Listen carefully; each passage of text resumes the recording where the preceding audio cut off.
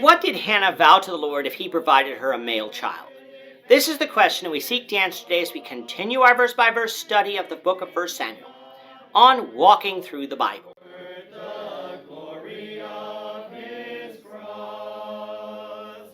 Today we're going to be discussing 1 Samuel chapter 1 verses 8 to 18. But before we do that, let's read the passage.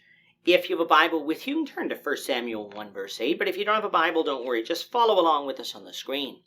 The version that we'll be reading from is the New King James Version. So 1 Samuel chapter 1, beginning at verse 8. Then Elkanah, her husband, said to her, Hannah, why do you weep? Why do you not eat? And why is your heart grieved? Am I not better to you than 10 sons? So Hannah arose after they had finished eating and drinking in Shiloh. Now Eli the priest was sitting on the seat by the doorpost of the tabernacle of the Lord. And she was in bitterness of soul and prayed to the Lord and wept in anguish.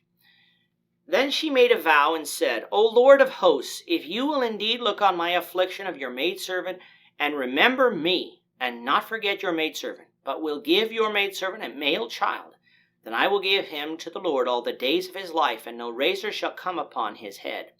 And it happened as she continued praying before the Lord that Eli watched her mouth.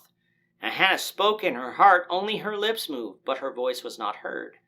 Therefore Eli thought she was drunk. So Eli said to her, How long will you be drunk? Put your wine away from you. But Hannah answered and said, No, my Lord, I am a woman of sorrowful spirit. I have drunk neither wine nor intoxicating drink, but have poured out my soul before the Lord. Do not consider your maidservant a wicked woman, for out of the abundance of my complaint and grief I have spoken until now. Then Eli answered and said, Go in peace, and the God of Israel grant your petition which you have asked of him. And she said, Let your maidservant find favor in your sight.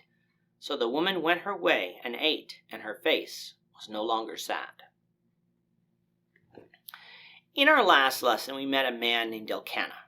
We learned that he was a Levite of the house of Kohath, and that his family originally dwelt in the cities given to the descendants of Kohath from the tribe of Ephraim. Elkanah, though, didn't live in Ephraim any longer, but rather dwelt in Ramah. Elkanah had 2 wives, Hannah and Peninnah. Hannah was barren, while Peninnah was able to have multiple sons and daughters. From all accounts, Elkanah was a righteous man, worshiping God in the tabernacle located at Shiloh, as the law of Moses said, even though during that time the condition of Israel spiritually was not perfect. Now, because of Hannah's barrenness, Peninnah tormented Hannah to the point that Hannah would no longer eat. Now, where was Elkanah? Why was he not putting a stop to this? I don't know, but we saw a similar attitude with Jacob, as Jacob couldn't stop the rivalry between his wives either. But perhaps Elkanah didn't stop it because he didn't see it as a big deal, seeing as how Hannah was his favorite, and he always treated her better than he did Peninnah. Such can sometimes be the attitude of men when dealing with their wives. They know there's a problem, but instead of trying to fix the problem, they turn it around on the woman and question why she is acting so emotionally. Why can't she just overlook the bad things and focus on the good? And while as Christians we are told to be content with what we have and not to become discouraged in the face of persecution, that doesn't mean that we shouldn't seek justice when mistreated. And while Peninnah wasn't committing any crimes that the elders of the city could deal with, she was dividing the household, which is something that Elkanah, as head of the household, should be taking care of. In this, Elkanah was failing in the leadership of his family, something that was exacerbated by the fact that he had more than one wife to begin with.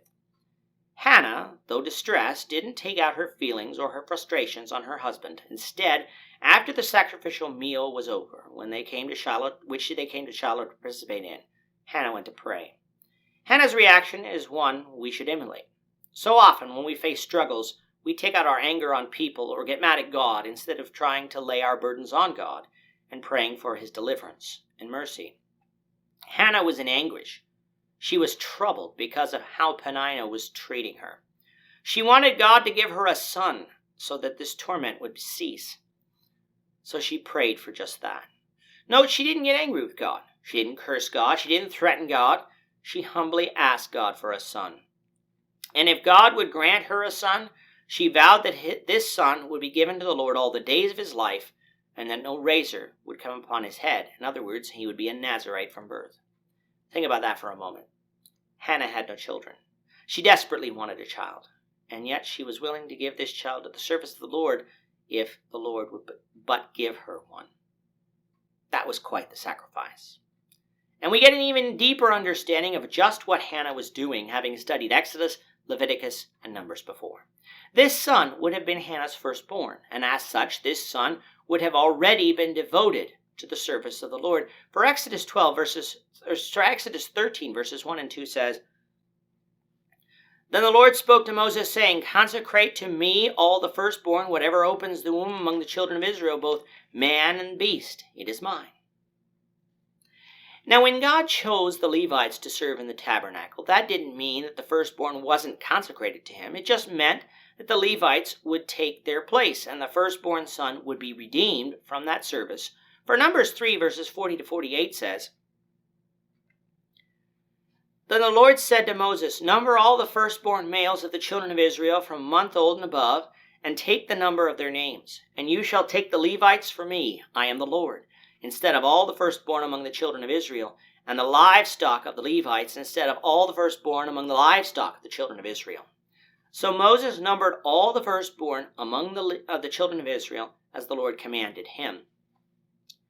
And all the firstborn males, according to the number of names from a month old and above, of those who were numbered of them, were 22,273. Then the Lord spoke to Moses, saying, Take the Levites instead of all the firstborn among the children of Israel, and the livestock of the Levites instead of their livestock. The Levites shall be mine, I am the Lord. And for the redemption of the 273 of the firstborn of the children of Israel, who are more than the number of the Levites, you shall take 5 shekels for each one individually. You shall take them in the currency of the shekel of the sanctuary, the shekel of 20 gerahs. And you shall give the money with which the excess number of them is redeemed to Aaron and his sons. Now, understanding this is important. The firstborn belonged to the Lord for his service, but was to be redeemed from that service because God chose the Levites. However, there's one other thing we must understand, this concerning vows. For Leviticus 27, verses 26 to 28 says, But the firstborn of the animals, which should be the Lord's firstborn, no man shall dedicate, whether it is an ox or sheep, it is the Lord's. And if it is an unclean animal, then he shall redeem it according to your valuation, and you shall add 1/5 to it. Or if it is not redeemed, then it shall be sold according to your valuation. Nevertheless, no devoted offering that a man may devote to the Lord of all that he has, both man and beast, or the field of his possession, shall be sold or redeemed. Every devoted offering is most holy to the Lord. From this passage we find that which was already devoted to the Lord, in other words, was the Lord's by law, couldn't be redeemed. The firstborn of man was already devoted to the Lord at birth, and could only be redeemed initially because of the Lord's instructions in Numbers 3. That was a special case, or exception, if you will, to this law. Even with this being the case, though, that didn't mean that the firstborn wasn't still devoted to the Lord. It's just that they were redeemed from service. If, however, a person vowed their firstborn son to the service of the Lord in spite of this redemption, the instructions in Leviticus 27, 26 to 28 would apply, meaning the son couldn't be redeemed from that service. Knowing this now adds another layer to Hannah's vow and sacrifice. But that's how much she wanted a child. If the Lord would give her one, she would devote that son to his service in thankfulness for the Lord's gift. That was thus not only a sacrificial act, it was an act of faith in God and thanksgiving for his provisions. Now, because Hannah is at the tabernacle, Eli, who is the high priest, is watching her. Eli had 2 sons, Hophni and Phinehas, who were priests attending to the tabernacle in Shiloh. Remember these men's names, for they will play an important role in a few lessons. So here you have Hannah praying, but praying in her heart, meaning her lips were moving, but no words were coming out of her mouth. Eli thought she was drunk on wine, to which he rebuked her for that, telling her to put away her wine. Hannah replies that she is not drunk on wine or intoxicating drink, which would be stronger alcoholic drinks than wine was, but is rather a woman of sorrowful spirit. Hannah pleaded with Eli not to consider her a wicked woman, for she was not, explaining that out of the abundance of her grief she was speaking to God until then. Eli, understanding that he was mistaken, told her to go in peace, praying that the God of Israel grant her petition. And Hannah did just that. She had prayed to God, she trusted that God heard her prayer, and left no longer sad, choosing to be content, to eat again, and to trust in the Lord to answer her prayer according to his will. Notice, her demeanor didn't change on the condition that God answer her petition. It simply changed, for she had faith that God had heard, and if he willed, had the power to grant her a son. That's a woman of faith, and a woman that can be emulated for that very thing. With that, our time is up for today. The Lord willing, we hope you'll join us for tomorrow's discussion of 1 Samuel chapter 1, verses 19 to 28, as we continue our walk through the Bible, one verse at a time. Thank you for watching today's episode. We hope that you found it edifying and ask that you not only subscribe to our channel and podcast, but that you like and share this episode among your friends, so that the saving gospel of Jesus Christ can go out to the whole world.